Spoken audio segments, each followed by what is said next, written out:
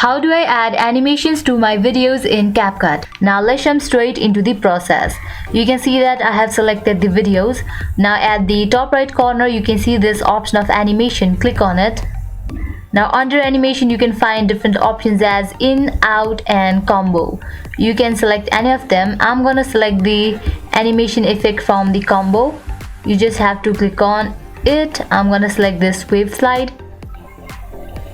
Now you can just select the duration period as well. I'm gonna decrease it. Now I'm gonna also add animation effect to my second video.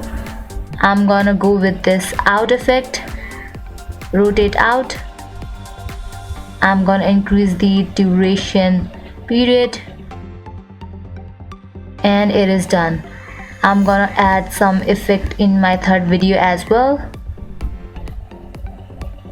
I'm gonna go with in effect, shake one, and it is done. In this way you can easily apply animation effect in your CapCut videos. I hope now you guys are totally clear about how to add animations to CapCut videos. At the end, if you find this video helpful, make sure to like, share and subscribe to our channel. Thank you.